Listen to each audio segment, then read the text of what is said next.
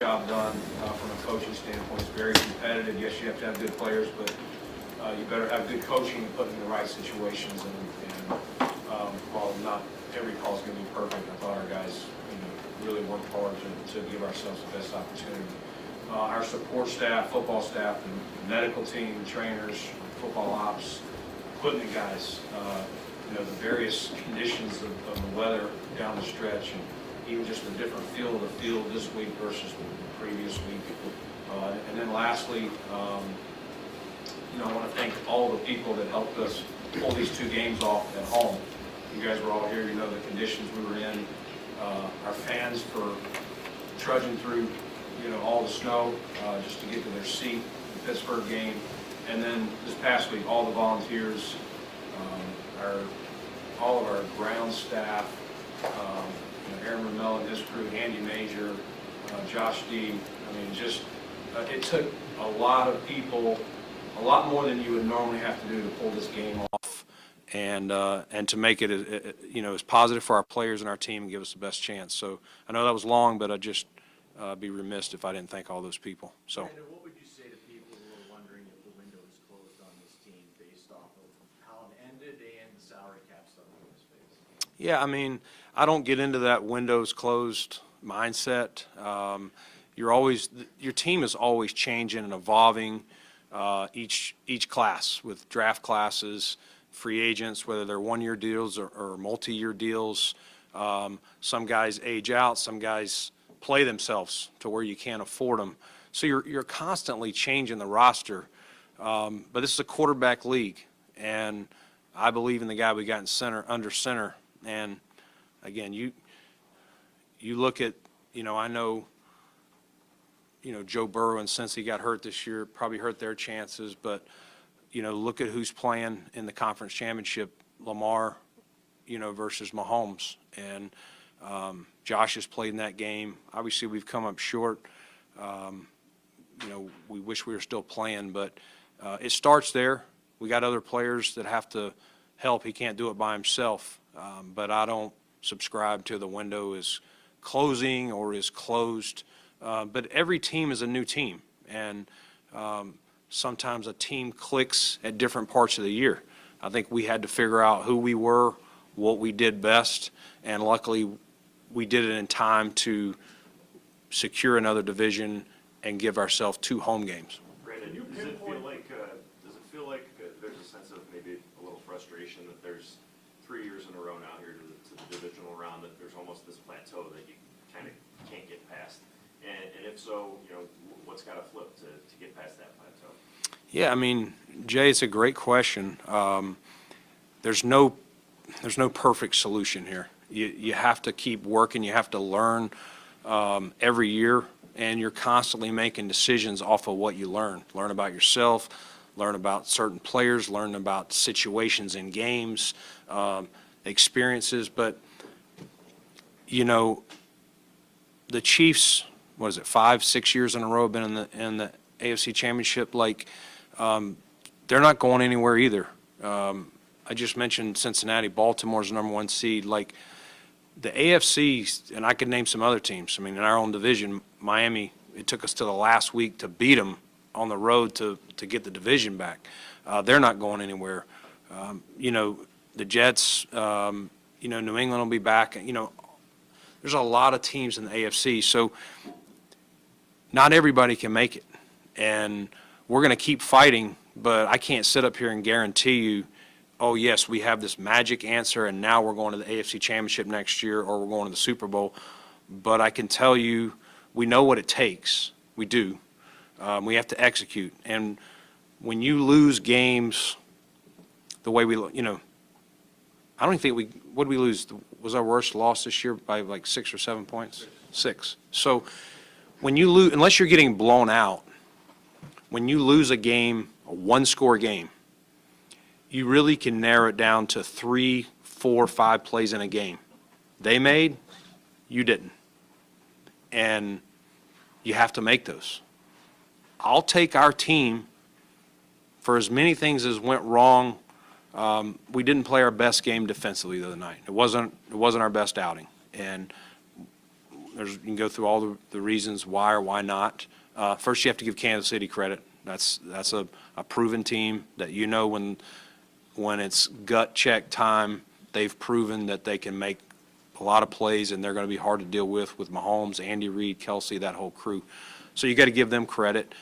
Were there some plays we like back? Yes. But we had the ball at the 2-minute warning in field goal range to tie with a chance to take the lead. We were right there. So while we're extremely disappointed, nobody's more disappointed than me. I'm also not going to just throw the whole season out and say, let's tear this thing up and start over. And we will be in that situation again. And you hope with experience and time on task and more opportunities that those 3 to 5 plays that I was talking about will make them and will advance to that next level. I don't think, just to follow on that, I don't think anyone is suggesting starting over, but 22 unrestricted free agents, on paper, salary cap situation that looks pretty bad. Mm-hmm. There's going to be a forced start over in some ways just because of those things. So regarding the cap, I mean, is the situation as bad as it looks? Yeah, it's not, we don't have, the same money we had going into 2019, in 2020. But we'll work around it. We're not planning to take a year off and just not be competitive. Will we be younger in some areas? Yes. Will we have to rely on draft picks? Maybe we don't have, maybe we're not able to keep 5 D tackles that we feel can play this year. Or maybe there's some positions, we've always tried to create as much depth as we could for what we saw. We had to play with some depth down the stretch. Sometimes when you're trying to work your cap and when you're paying a quarterback up here, and we've definitely been aggressive on some pieces the last couple of years, that's not going to be an option, Jay, to your question. But I'm not laying my head down tonight going, we don't have a shot at it next year. Hey, Brandon, you mentioned the free agents, you got 22. Part of the reason is you signed a lot of those guys to just the one-year deals. Yeah. Is that just the way you're going to have to make a living right now because of your salary cap situation? You just got to do these lesser one-year deals to get by?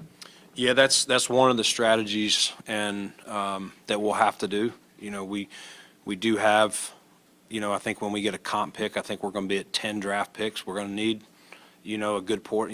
We need to hit this draft, and we need to hit every draft because we've talked about it all along. If you don't draft well, when you get in this cap situation that Jay was asking me about, then it really shows. And I think we had young players playing this year, whether it was their first year in the team or their, an A.J. Epinesa was his 4th year. Like, we still got to get those guys, and we may have to count on, maybe we didn't have to count on an A.J. as much. We were a little deeper. We had more cap space. A guy like that may have to be more accountable and play sooner and be counted on. And so there will be some situations like that. The one-year deals, yes, we'll have to do some of that. We'll have to be selective. I think we will sell the fact that this is, a team that's gotten to where we've got, not all the way where we want, but it's a competitive team. And when it's close, I feel like people, Josh Allen and what we've done here will be an attractive option. If they're not, people are going to chase the money, but if you're not getting up here, I think there will be some options, and that's how we got some of the one-year deals done a year ago. We talked about the defensive line. We talked about the defensive line being a big problem after the Cincy loss last year. We're kind of in that same conversation again this year. Von Miller, how do you see what he did this season and have the confidence? I know you're kind of, the contract kind of puts you in a place where he will likely be back, but how can you rely on him knowing what he wasn't able to produce this year? Yeah, unfortunately, an ACL, it's kind of 2 years in a row we've had a key guy get hurt on Thanksgiving. You're getting him back the next year, and wasn't the Von Miller that he wanted to be, for a good portion of this year. I think it was trending up as the year went on. Thought he, He actually made some good plays in the run game the other night, more than pass rush opportunities presented itself. But you saw that explosiveness coming back, and that should only improve according to our medical team. Until you get out here and do it, we can all predict. But yeah, I mean it's unfortunate that the guy that was playing a year ago before he got hurt on Thanksgiving. I think he was top 10 in sacks and had made some big plays for us to help secure a game in Kansas City and some other sacks, the Rams game. That's what you would have loved to have had this year, but and nobody wanted that more than Vaughn. And he tried. He just wasn't all firing at all times for him, but I do think it was trending up. What's your take on where Stephon Diggs is at right now in terms of the tapering of his production? We've seen some drops, that type of thing. Where his game stands is this season? He's a number one receiver. I firmly believe that. I'm not wavering off of that. I think teams, listen, we have to continue to put weapons out there to keep teams from bracketing him or, locking him down in different ways to take him away. They know you're going to want him. So Steph can still play. I'm sure he would love to have that, that deep ball again. He'd be the first to tell you. He's super competitive. He's going to work his tail off this offseason, and I know there's various reasons or questions on this or his production, all that, but I still see Steph as a number one receiver. You talked about You look at the criticism that was leveled at Sean, whether that was fair or not. How do you, now that you have a full body of work in the season, how do you rate the job they did? And keeping in mind that you were 6 and 7 in one-score games. When you say criticism as the head coach, as on the defense, what were you referring to, John? Coming from a fan base, there was a numerous number of people back in mid-season when I think you were 5 and 5 that were calling for Sean to be fired. Okay. And there was obviously something that Sean wanted to address with us over comments that he made, which he regretted. But how do you rate the job that he did now that you have a full picture of it? While also knowing, without that criticism, fair or not, while also noting that you are 6 and 7 in one-score games. Yeah, I mean, again, those come down to a play here or there. There wasn't anything in those games where you're going, man, he really botched this or he botched that. You have to look at the whole picture of those things. I think Sean did a really good job. And I think if he hadn't have done a good job or he had lost this team, I think when that stuff came out that you were talking about, I think I spoke to you guys and I said, we'll find out the character of this team and really, how much they believe in their head coach. And, we won every game until we lost on Sunday here. And when you add on the added responsibility of the defensive coordinator, I mean, he already put a lot of hours into this thing. He, someone tell him to get out of here. Like, he's got to get a break for himself. I thought he did a really nice job. There was questions on that. Like, he's been this head coach, can he wear both hats? And I thought he did a really nice job. I thought, with some of the injuries we had down the stretch, I thought he found the right pieces to generate pressure or cover up some holes on the back end, where we were playing with some more depth players versus starters. Like anything, I'm sure there's plays or calls in a game or a decision here or there. You're never going to bat 1,000 on those. But, we're not sitting in here in this building going, man, I don't think Sean McDermott can do the job. Brandon, you talked about the wide receiver position around Diggs and putting guys around him. Sean talked about explosive plays. You've talked about speed. Do you need more of that on that position? Do you need more of that on this team? We'd take it. We're always looking for it. We signed a futures guy in KJ Hamler who's had some injury bug, issues, but was an explosive player at Penn State and early in Denver before some injury things caught up with him. And, that's why we added a Hardy and guys like that. You're always looking to add speed because you're widening the field. You're pulling guys out there. They got to defend it. I mean, obviously you look down in Miami, how much space they play with because you got Hill and Waddle and even their backs with a lot of speed. So you would love to have a track team of speed, but you still got to make sure they're football players, Mike, too. You know what I mean? You can't just it's not just track and field. But yes, we're always looking for speed on both sides of the field, not just at receiver. Hey, Brandon, as early as you are in the process for the draft, is this a top 100 or a top 4 rounds where you can find immediate starters on defense? I think we will. I mean, it is early, so I don't want to totally say, yes, we got this. I think, I've done a decent amount, but a lot to do, including heading to the Senior Bowl next week, and then we'll sit in here for 2 weeks with our scouts before the combine, and ask me at the combine, I can probably tell you a lot more than I could today.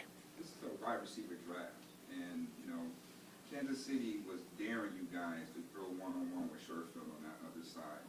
Couldn't connect there. Now, will that be a point of emphasis of getting Stephon Diggs somehow as a number 1 receiver, a bona fide 2 that could take that pressure off of Diggs? Yeah, I mean, we're always looking for various players, we're always looking for mismatches, and I said that when we drafted Dalton, when we brought Cook here, trying to find various mismatches. So, yes, any guy that causes the defense that you can put them in a look and get them in a, where you can dictate to them, and if that's, another receiver to offset Steph or whoever else, yes, we wouldn't hesitate to do that, Mookie. How do you feel the offense operated with both Dalton and Dawson on the field together, and where do you envision that going now with a full year under their belt together? Yeah, I mean, I think those guys did a great job. I give a lot of credit to Dawson.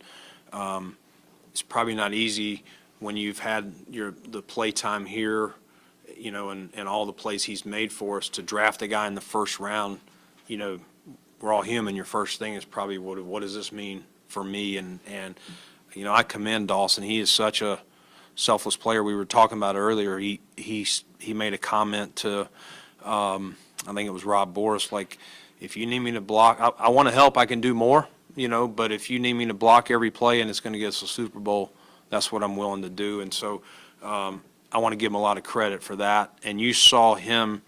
I think part of Dalton is a great.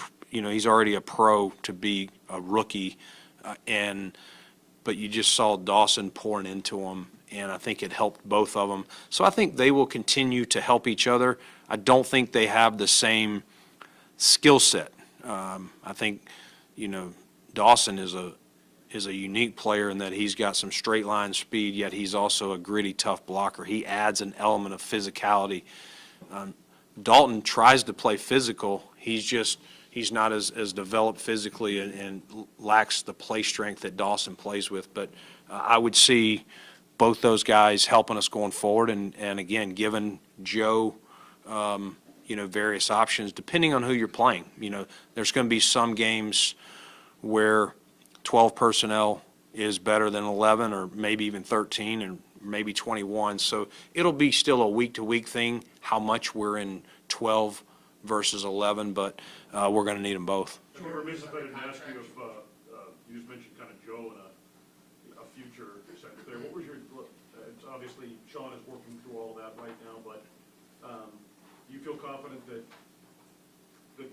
he's an answer to this? Yeah, I thought Joe did a really good job. We obviously have to go through that internally here, and we're working on, all those internal things here between Sean and myself and Terry. So we'll work through that, but, it's not easy mid-season because, like anything, if Brian Gaine comes over and takes over as a GM, he may like some of the things I do, but he may want to do a twist on a few things. Mid-season, that's kind of hard to do. It'd almost be like mid-draft Terry fires me, hopefully he doesn't do it mid-draft, but mid-draft and then Gain taking over, like, well, the board's been set. You're kind of just dealing with it. And so to do that midstream, I think Joe did a really good job and deserves serious consideration, for this job. How much does an endorsement from Josh, which came yesterday in his end of season news conference, factor into? Oh, we don't care at all what Josh thinks. Make sure he knows that, too. I asked you last season going in, how do you help your quarterback evolve to be the elite quarterback he needs when the coordinator is inexperienced? We saw that we got the answer with that, with Russell not being around next year. How do you take that experience into saying, looking at Joe Brady's evaluation, will he be that guy that, with that inexperience to get Josh over the hump? Josh been playing for 6-7 years now. More seasoned coordinator or someone that can help guide him in certain moments. Do you think that will be a situation where has that been a problem?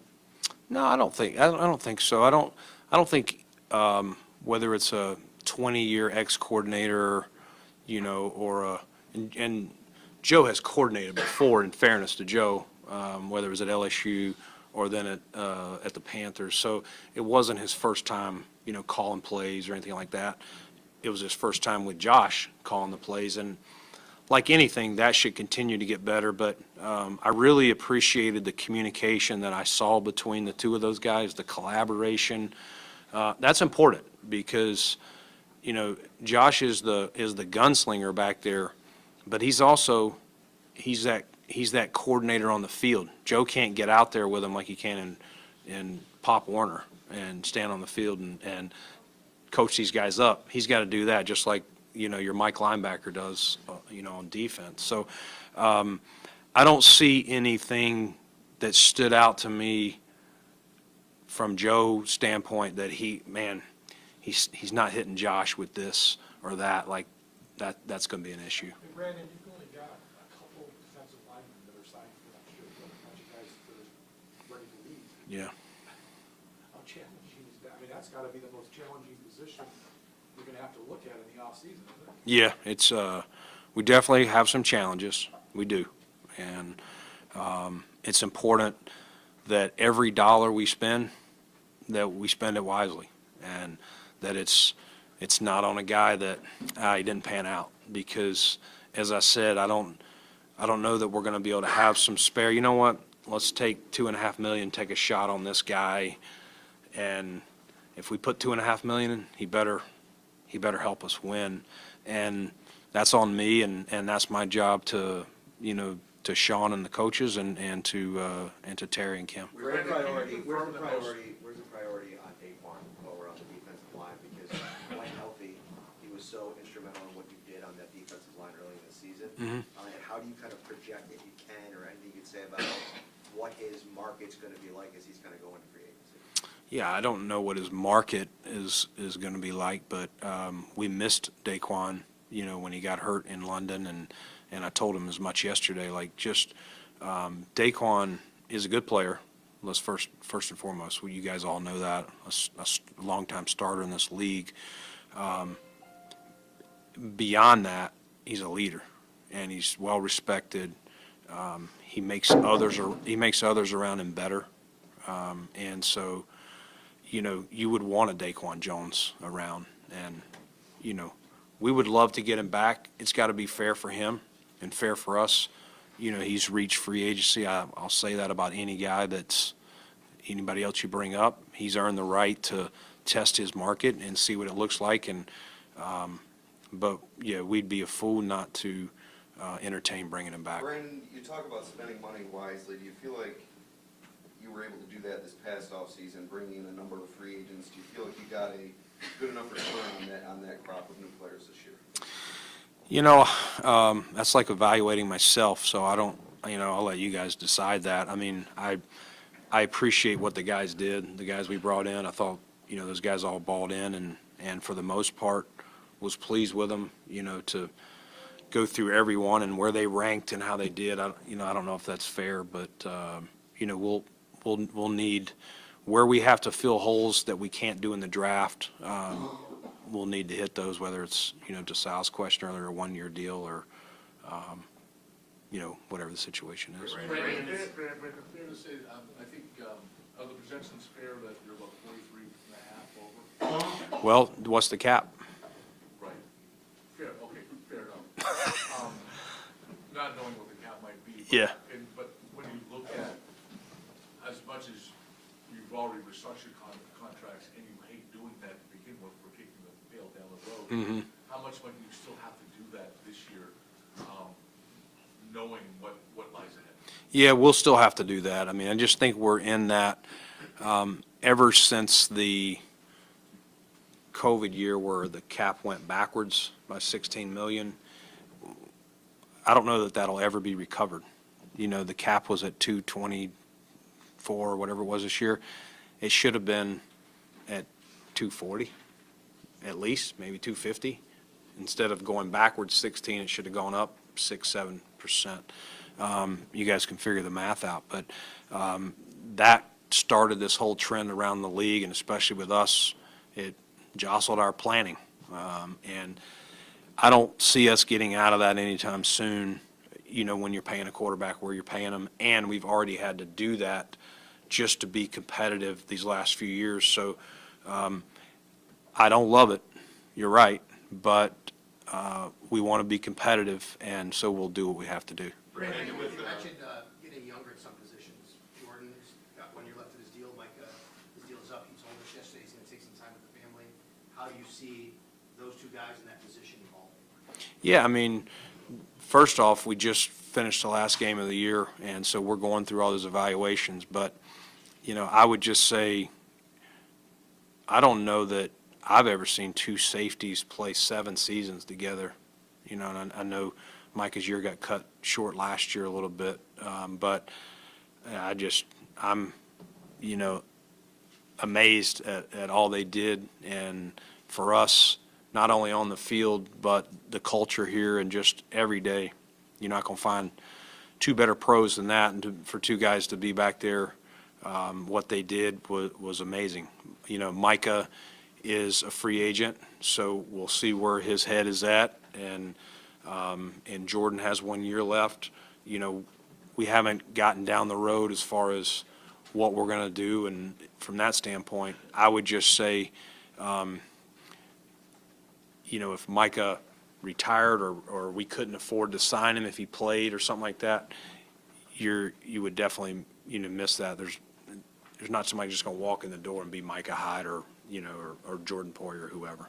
Brandon, how would you assess Gabe Davis' season? There seemed to be some frustration on his part, but I know, the numbers weren't always there, hot and cold, but, he was a team captain. I know the guys respect his work ethic. Where do you think things are with him? Yeah, I mean, I'll start with, I think I said this after his second year, but Gabe is just a relentless worker, almost too much. You have to tell him to get away from it. And he deserves everything he's gotten, all the success he's had. He believes in himself, and he sees himself as a guy that can do more and wants the opportunities. They have to drag him off the field sometimes, and that's what you want. You don't want guys that you're like, dude, get out there and help us. He wants the ball. He wants opportunities. Like anything, I think there's probably games he felt he could have done more. Some of the games where the stats were, whether it was targets or catches, whatever. But he still made big plays for us. He helped us. I do think, we would have loved to. We were hopeful that we'd get him back should we have won that game this week, and I think he would have helped. So Gabe's a good player in this league, whether you want to call him a number 2 or number whatever you want to call him. He's a good player, and he's earned the right, just like I said on Daquan, to see where his market's at. And we'd be a fool not to want him back. It has to work for him, and it has to work for us. To clarify, when you said, just for me to clarify, when you said he wants more, do you mean like he wants more from himself, or he wants more from a role in a team? No, I think he wants to help. I mean, no different than my comment on Dawson Knox. Gabe is a selfless guy, first off, similar to Dawson. But when you lose a game, we went through a stretch where we lost these games by 4, 5, 6, 3, whatever. You're always going, man, I could have, like, if they'd thrown me that ball when I was open, or if they'd have done this, that's your natural thing. Like, I don't want to lose. I can do more. I can help this team. And so those games where maybe he had less targets or less catches, whatever happened, I think there were times where, gosh, if you could have just got me the ball here, I could have made this play or given me the opportunity. That's what I was, does that make sense? Yeah. Staying with Tre'Davious White, as complex a situation as it is, injuries, having Russell and Christian Beckford go from their contract for next year, is that a situation where you need to weigh your options, or do you believe he'll be on the roster in 2024? Yeah, it's a good question. We love Trey. Guy worked relentlessly hard on his rehab to come back from the ACL. And then, we have this big win versus Miami at the end of the game, pops the Achilles. He's attacked this the same way. And so I think for us, our focus here is just getting him healthy more than anything else to get him back on the field. And we haven't gone down that road of what does our starting corners look like next year, what can we afford, anything like that. I do feel like we have some depth there, which helps. But again, a healthy Trey White is a heck of a talent. So you would always want that if you can make it happen. How do you feel about Kyler's Elam, where he's fit going into next year? I know he dealt with injuries, but he definitely flashed. Coach McDermott mentioned that. What do you think the plan going forward with Kyler Elam? Kyler's just got to, guys develop at different paces. I do think the foot deal bothered him more than he let anyone know, at the end of training camp. And yes, he was playing with it, but I don't think he looked like himself there, and I think he was kind of just, he wanted to win that job, and he wasn't really, opening up how bad it was bothering him. And, I think the best thing we did was, let our medical team work on him and get him healthy. And I think you saw flashes of what he can do. And I think there was even more plays that he'd be the first take. I made that play, but I'd like to make another play. He was probably a little bit rusty. You can't mimic games for as long as he was out. But he's a pro. He loves it. He works hard. He's in the building all the time. A little bit like Gabe in the sense, probably sometimes we have to tell him to get away, like go do something else. But he'll come back, compete. He has a good skill set, and we're not going to tell him you're starting or anything like that. But anything can be earned, that, and I know he'll put the work in this offseason. Brandon, change be a good thing for you guys? You for so long, not necessarily you, but as an organization, had a lot of continuity, and continuity has gotten you to a point. But could change maybe get you over that point? I think you'd be a fool to say it couldn't. I think you always have to evolve. Your team has to evolve.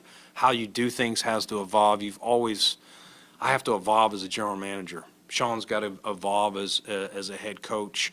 Our organization has to evolve and find better ways to do things. And how do we take the next steps? What are the little things? Because the winning in this league, I said it earlier, that game, it might have even been 3 plays, max 5 plays changed the outcome, and we're not sitting in here right now. And so you're always looking for those fine little advantages, and that's our job this offseason, is to be truthful, be real. Where are we good but not great? Okay, if we're bad if we're bad in some area, that's a no-brainer. But don't accept just being good. How do we make it great? And that's not always with the players you bring in. It's support staff. It could be a coaching change if that happens in a position, whatever, or guys leave. We got guys interviewing for coordinator positions on a couple of spots. So if you lose someone, it doesn't mean it's always the sky is falling. Sometimes change is going to happen, and you have to evolve with it. And I think sometimes change can be good. Brandon, going back to Trey, and even I had a question about Matt Milano too. Where are the two of them as far as their roads to recovery? Where are they in that point? Yeah, I didn't get an update here as of the last, couple weeks, just with our focus on the playoffs. Heather, so I would say both are improving, but I don't, neither one was going to be eligible to play, even if we had made it to the Super Bowl. So there's still time, but, I feel like Matt's probably closer to being through rehab than Trey the last time, but I don't know specific timelines or dates. We'll just, they'll keep working here until they're fully healthy and ready to roll. Brandon, in regards to the offensive coordinator search, one, can you clarify, do you need to interview outside candidates in terms of maybe Rooney Rule requirements or anything like that? And then just how extensive do you envision this search being, knowing what an important hire it is for the organization? Yeah, I mean, every coach is an important hire, but no doubt, the guy who's, or gal who's leading your offense, and especially with Sean being a defensive head coach, it is a very important hire, and definitely have already, started even before this conversations, as I said, internally about that. We've got to make sure it's right. You don't want to have to make a midseason change like we did this time. So you're always learning, you're always listening, and we'll do our due diligence here. It does, to answer the first part of your question, yes, when you for the coordinator and a quarterback coach, if we hired for those, like if for the coordinator, yes, if Joe got the job and we took him out of the quarterback job, or if he took a coordinator job somewhere else, there's rules on that as well. Brandon, you mentioned that Sunday wasn't your best game defensively. The last 4 years, the elimination games have been 4 of the worst games defensively that you guys have played. What's your level of confidence that Sean can find an answer against these top quarterbacks that you play against? Yeah, no, I've seen Sean go against them all the way back to our time in Carolina. He's gone against them. He was, like I said, we went 15-1 one year with him going against some very good quarterbacks. He's done it here. Again, I'll say what I said earlier. You do put emphasis on it at the end of the year, but you don't want to overemphasize and say, well, it's just that. You got to look at the total body of work, and for some of the, depth concerns we had this year, just that some guys we had to call on, as soon as having to call on A.J. Klein, back from, living down in Charlotte, to a week later, he plays a half and then has to start, and there were other positions. I think you got to take all that into consideration each year. I know last year, the Cincinnati game, we weren't at full strength on our D-line. They didn't play as well that game. This year they were, but it was some other spots. I've seen Sean coach defense for 11, 12 years now, and he knows what he's doing, and to me, there'd be no reason to make a change. I mean, you had covered some of this. How can you assess this team this year, and where do you feel that it needs to get better? How can I assess this team? This team, as I told him yesterday in our exit, was resilient. And the middle of the season, we hit a lull for various reasons.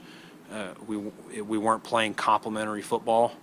But once we figured that out, this team became dangerous. And there was nobody that we felt we can't beat. Like, we're going to have 4 turnovers to win this game or anything like that. But when you get into the playoffs, you have to be playing your best. And if you are not at your best for one game, this is not a NBA or Major League Baseball where it's a series. It's do or die. And the AFC is loaded. It's not going anywhere. And it will be a hard road again next year to get to where we got. And I don't want to lose sight of that and take it for granted. Starting over, we'll see them back in the divisional round of the playoffs. But it took everything we had to get into the playoffs to the last week and win the division.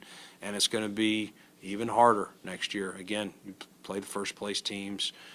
You've won, 3-4 divisions in a row. Like, people know who the Buffalo Bills are, and we're going to get their best, just like, I think that's part of why the Chiefs were 11-6 this year. They've had all this success more than we've had, and so they get people's best, and you got to be ready for it. Terrel Bernard was your most surprising player of the year, the way he decided to control that job and play the way he did. Yeah, give a lot of credit to Terrell. I'd have to really sit here and think, but he was a guy that, going back to the draft, you just felt maybe isn't going to be a tester, to Mike's point earlier about speed and all that. I'm not saying he's slow. I'm just saying sometimes you have testers that are good in track, but they're not good football players. This guy is a football player first, and his instincts help him overcome, if he's not as big or as fast as some other people. And the thing that don't truly know until they're in that position that I want to give him a lot of credit for, it's hard for a first-year guy, and he's a second-year player, but first-year starter, to go in there into that huddle. I said earlier he's the quarterback of the defense. It's hard to go in there and look at Von Miller or Micah Hyde or Jordan Poyer and say, this is what we're doing, this is how you lead that group. And you saw him transform into that role, and guys fed off of him. They wanted it. They encouraged him to do that. And so that's he's going to come in a totally different place this offseason, and everyone knows he's the quarterback of that defense. And so that's going to help our whole defense going into next year, whatever changes we have to make, having that position settled, because you're right, it was unsettled with the departure of Tremaine. And, this kid, he wanted to play. So, the doctors told us after the Pittsburgh game, you can count him out for the Chiefs game. And this kid kept saying, every day, I'm playing. You saw him running in the pools. And we go work him out the day before the game, and some of the things looked good, some of it he still struggled. And he got done and knew he couldn't do it, and just the tears in his eyes, I almost had tears in my eyes. And that's what gets you excited. And you got guys like him on your team, you're going to go a long way. And I had high respect for him, but this is a business, and sometimes guys make business decisions, and you understand and respect it. This guy was going to go out there and play on one leg and one foot if he had to, and we had to protect him from himself. As far as surprises go, how about Khalil Shakir this season? Kind of in training camp, maybe on the roster bubble from a lot of people's perspective, and then at the end of the season, really taking the bull by the horns as your number 2 receiver. Yeah, I don't know where the roster bubble part came from. That didn't come internally. It was never on that internally. Khalil's a guy that late last season, I think the coaches and Josh started feeling, man, you throw this guy the ball, he's dependable, he's going to be where he's supposed to be. That's just what he is. He's one of those guys, he's sneaky fast, he ran the low 4.4s. When you watch it on film, you don't realize he's covering the ground he is. At one point this season, he had the fastest time on our offense. I think it may have been that run he had against the Jets, but he can move. He's one of those guys, he's covering more territory than you realize, and he's only going to get better. And some of the plays he made the other night, there were some guys that were trying to will this team, and I'm not going to go through them all, to victory, even though we were depleting some other areas.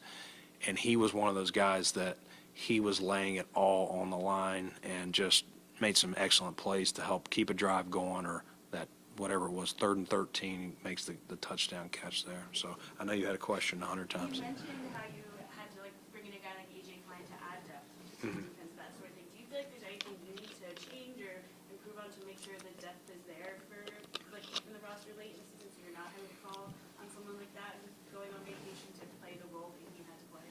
Are you saying I did a bad job, Elena? I'm asking if you feel like there's anything you need to, Yeah. does you learn anything? Well, you try, and I always know that you're going to have injuries. Okay, like I said, we took 5 D tackles into the year. There's some positions that we wanted more depth at, and linebacker was probably one of those we started because we wanted so much D-line depth. We also knew Vaughn was coming back, that we probably went lighter, let's just say. And, sometimes that happens where you're lighter, you get injured quicker. And I don't know if that was coincidence or what. We just, it was what it was. I mean, once you lose a Matt Milano for the season, everyone's, their asks start ramping up. And so the probability suggests that. And, TB, first time as a starter, did a great job all year. He gets banged up. Dotson played a bunch of games. Spector had some soft tissue stuff. But, we're always going to try to have the depth as deep as we can. Again, we got to be able to fit it within, the cap constraints, whether it's draft picks or signings. Brandon, can you take us through your conversations with Sean as far as what will happen with the defensive coordinator play caller position? He said, obviously, we're not getting staff stuff yet. But from your perspective, kind of how does that take place? Is it, hey, whatever Sean feels is best? Is it your input? Kind of how does that all work? Yeah, I mean, just like when we made the decision last year after Leslie decided to take a year off, we talked about it internally, heard Sean out, like these are my options, this is how I see it. But he felt strongly, and when he kind of presented that to Terry and I, we both were in lockstep. If we weren't, we're gonna listen to him, and ultimately Sean, I think Terry and myself would both, if he feels strongly about something, we'll give him input, yay or nay. But I think we would ultimately, if he feels he needs to put someone else to call the plays, we would do that. If he is like, man, yes, I can do this, I want to do it again, then we would go that, because there was nothing that left me saying he couldn't wear both hats. Can you confirm on Leslie, is he no longer under contract? It expires basically coming up, so he's not under contract going into the next season. Brandon, Sean referenced this, and I remember this news conference after the AFC Championship loss to the Chiefs, and coming out of that game, there was an obvious, there was kind of a gap in terms of where they were and where you were as a team. And I know that pass rush became a priority, and some moves spoke to that followed.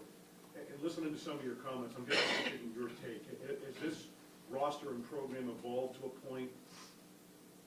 Do you see an area or element that's missing? What's it going to take to get over the top against, whether it's the Chiefs or the other AFC? Can you pinpoint an area, or have you evolved to a point where it's close enough that it's a kind of a play here or there? Yeah, I would probably lean more to what you said there at the end, that, we got to be as strong as we can be in multiple areas. You got to have a quarterback. You got to protect them. I thought our O-line, I thought this was the best group we had since we've been here, as a group. And I thought Coach Chrome and Austin Gunn did a heck of a job getting those guys working together, because that group, how they gel and work together is so important, probably of any group. And, and then you want to be stout on defensive side. You don't want people running on you. The other night, we did allow them to run and to pass, and that's tough when that's happening. They're dictating to you. I would say for most all the games, that didn't happen. We gave up some chunk runs or here or there, but, we weren't getting just like, man, they're getting 5, 7, 6 a carry and all that stuff. So nothing's going to change from a standpoint of we still have to be good up front. I just firmly believe nothing has convinced me different, and then we'll fill in around that to help us give us the best team we can. But at the end, you kind of answered the way I would have answered at the end. You have to, your best players have to make the plays in the biggest moments of those games. Your best players have to play well when you're playing for a chance to go to the AFC Championship or a chance to get in the playoffs, all that. And we had a lot of players that played well, but it's a play here, a play there. is the difference in losing by 3 points or us still playing this week. And Brandon, with the linebacker depth breaking down the way that it did in the playoffs there, what held you guys back from not giving Dorian Wilkins a more prominent role? Yeah, I mean, I think, let's go back to, and this is how I would answer it. This might not be how Sean would answer it, but a year ago, we played at the Jets, and Matt Milano was hurt, and Terrel Bernard played the will spot for him. And he played a little bit like a rookie. And I talked to Terrell this offseason in OTAs or sometime in May or June, and I was like, how do you feel now? And he was like, I feel unbelievably different than I did back even in the season, much less when he got here the prior year.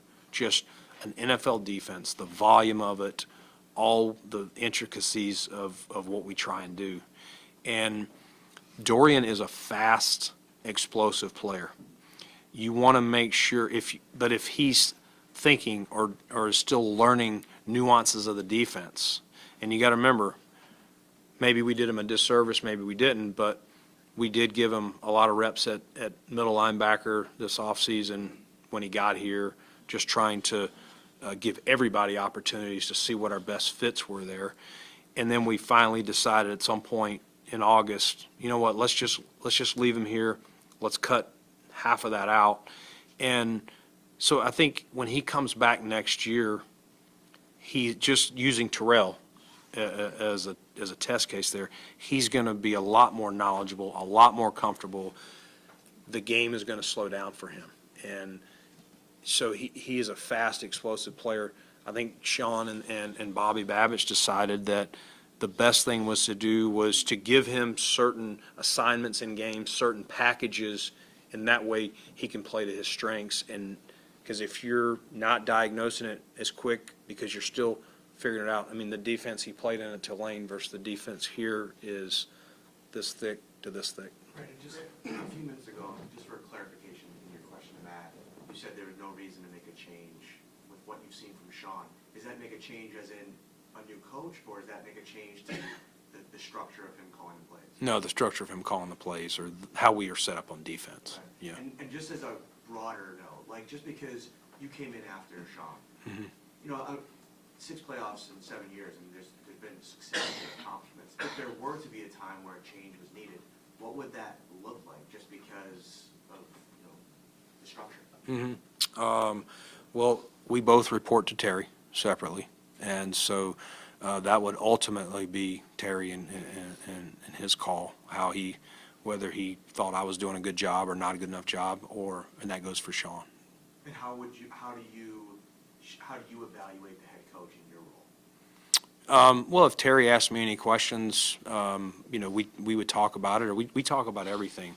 And there are times that, you know, all three of us are sitting down and evaluating what's going well with a player's skill set, how this side of the ball is doing, how a particular coach is doing, any of those things. So we're constantly having conversations, but ultimately the setup here is that I report to Terry and Sean reports to Terry. The three of us work together and collaborate, on the major decisions that have to be made. How do you evaluate Josh's season? Josh, oh man. I think Josh really, I'm going to start at the end here, Matty, for you, but I thought down the stretch played some really, really strong football for us and was a big reason that we went on the run we did to win the division and have a couple home playoff games. I think earlier in the year, probably some turnovers that he would be the first to tell you he would want to, lessen some of those. But, his work habits just continue to, he wants it. He's learned the game. He's super competitive. He's looking for that inch to help us beat the Chiefs, beat the Bengals, beat the whoever, we got to, beat the Dolphins to secure the division. Overall, I thought very good. I thought he He made some big plays with his legs, especially down the stretch. And, as long as he's smart about that, we don't want to take that away from him. It kind of gets him going. If you were going to say anything negative, I would just say early in the season, probably some turnovers that he knows that we'd like to get corrected. But overall, he played his heart out the other night, and he was trying to will this team himself. I've mentioned a couple others, but he was refusing to lose, and I think he, even after the game, talking to him, I don't think he had rationalized that we lost the game. And he was just like, we were right there. Tell me we didn't lose this game. Brandon, can you give us an update on both Damian Harris and 99s? Damian, we'll start with him. He just felt after the neck deal he had, concussion, that, it was best, to shut him down. And so he's close to being ready to return. I think he'll be healthy for free agency, this offseason, whether he signed back here or signed somewhere else. Naheem is still, he had that surgery early August, so he's still working on his rehab, and I don't have like a timeline to say he's going to be cleared, but I would see him being cleared by training camp. I'm not a doctor, and I haven't gotten that clarity, but just knowing when he did it, I don't know what his participation would be like in OTAs yet. Or you would see him as part of the team going forward? Yes. I'm sure Sunday didn't go the way Ed all wanted it to go, but after he signed his new contract, he said he was gonna outplay it. I'm sure that's something that you like to hear. What did you take from this past season from Ed? Yeah, I would say Ed has just continued to mature, and I truly thought a year ago he had the best training camp of any player at St. John Fisher and back here. And that ankle at the Rams, I think it set him back. And I know when I talked to him, but even before we signed him, but last offseason when I talked to him, he said even the season was over, he was still having to do stuff with his ankle. He likes to be outside, carrying hay bales and everything else he's doing. But it was still bothering him, he said, until late February when he finally stopped feeling it when he did anything physical. So, yes, he played through it, but I do think it bothered him. I thought this year he came back with a purpose. He's a competitive dude anyway, much less the naysayers. And, I hope you guys doubt him again. I'd like for you to say he's overpaid or whatever. If you could write some of those articles again, that he doesn't need that, but I needled him about it for sure. Brandon, are you, Still in a place where you're comfortable with Von Miller's legal situation, and where do you view that going into the offseason? We don't have any more information. It's kind of everything that we got at the time is status quo. Yes, I'm led to believe, by the people that would know that this will, there'll be some type of finality this spring to wherever it is. I don't have like a recent update or anything like that, but nothing has changed from that standpoint to make us think any different of what we believe occurred. Brandon, are you confident that rest alone will be sufficient for Josh's shoulder this offseason? Yes. What would be the top priority for you going into this offseason? Top priorities would be build this roster with as, many good players as we can. And that's my number one job is we have to use every asset, everything we can.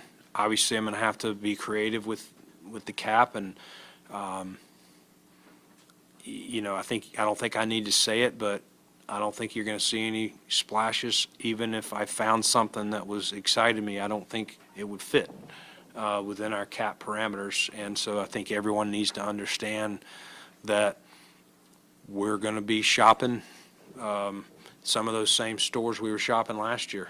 And we're not going to be on Main Street of New York City or whatever where all those high-end shopping centers are. It's not feasible. to where we're at. But we're going to use every resource we can, and we'll find a way to make another competitive roster in hopes that next year, this week, I'm not here, that we're still preparing, for an AFC championship and beyond.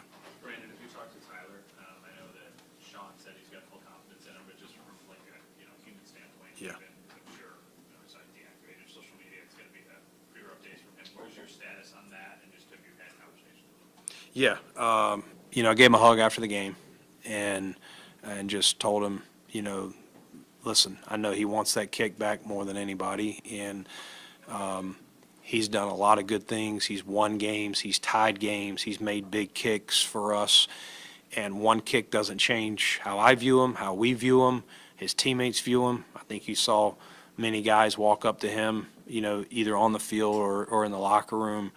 I don't think there's a player or staff member that I've heard that doubts Tyler Bass. He did come up and he saw me yesterday. We had a nice closed-door conversation, and if he could change anything, it would be that we're still playing so he could go back out there and redeem himself. And, I hate that that's the kick he's got to, live with for, he can't, there's no games until next September. He is a relentless worker. It means a lot to him, and, I would hope that, fans or whoever, if someone's giving him a hard time, that would take his career and take how hard he works and how much his teammates in this organization believes in him. And he's going to be a big part of what we're doing going forward. There's no wavering of support in this building, or definitely from Sean or myself.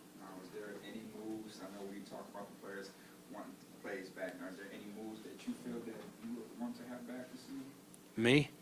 I mean, I don't, listen, there's always things you say, maybe you could have done this, maybe you could have done that, but I would be singling out a player or players if I said I shouldn't have drafted this guy or I shouldn't have signed this guy. You're always learning, and I'm going to try to be better next offseason than I was this offseason, and that's probably the best I can explain it. Thank you.